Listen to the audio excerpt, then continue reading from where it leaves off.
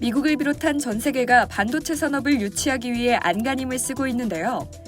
엉뚱하게도 중국은 다른 기업도 아닌 세계 최대 파운드리 기업 TSMC가 투자한다고 하는데 이를 저지하려 하고, 또 대만은 TSMC의 결정을 못마땅해 합니다.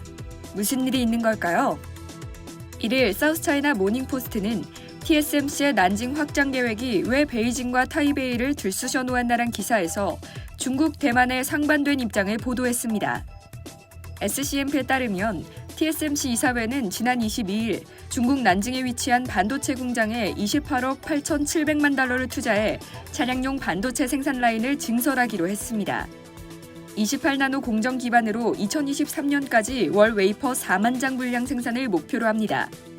이에 대해 대만의 왕메이와 경제부 장관은 청문회에서 TSMC의 난징 투자가 대만의 반도체 기술 유출 위험을 증가시킬 수 있다며 경고했는데요. 또 대만 일부 의원들은 산업 기밀 유출에 대한 법 처벌을 강화하기 위해 상업비밀법을 개정하겠다고 표명했습니다.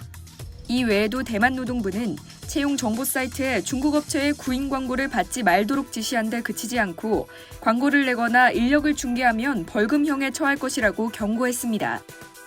그러자 중국도 가만히 있지 않았는데요. 중국도 TSMC의 투자 결정을 반대하는 목소리가 나오기 시작한 겁니다. 중국의 기술 분석가 샹리강은 중국 당국에 TSMC의 난징 확장 계획을 중단할 것을 촉구했습니다. 그는 TSMC가 중국 경쟁자들을 물리치기 위해 본토에 28나노 칩을 덤핑하려고 한 반면 미국 애리조나에는 120억 달러를 투자해 5나노 칩 생산을 위한 첨단 파운드리를 설립하기로 결정한 건 중국의 첨단 기술 접근을 막는 광범위한 전략의 일부라고도 했습니다. 즉, 비교적 기술력이 낮은 차량용 반도체 생산 라인은 중국에, 고도의 기술이 필요한 반도체 파운드리 생산은 미국에 건설하려 했다는 것이죠. 샹리강의 이 주장은 중국 소셜미디어에서 열띤 논쟁을 불러일으켰습니다.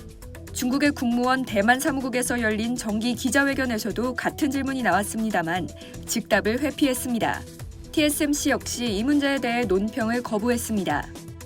TSMC는 현재 건설 중인 3나노 공장을 포함해 전 세계에서 삼성과 함께 가장 앞선 파운드리 기술을 보유하고 있는데요.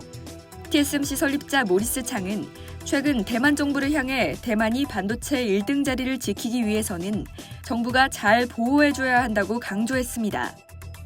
하지만 TSMC 운명은 대만, 중국, 미국의 정치적 바람 속에서 줄타기를 이어가고 있고, 반도체 개발에 필요한 가장 진보된 소프트웨어와 지적 재산을 통제하는 국가가 미국이라는 점을 감안할 때 TSMC는 결국 워싱턴 쪽으로 기울 것이라고 SCMP는 보도했습니다.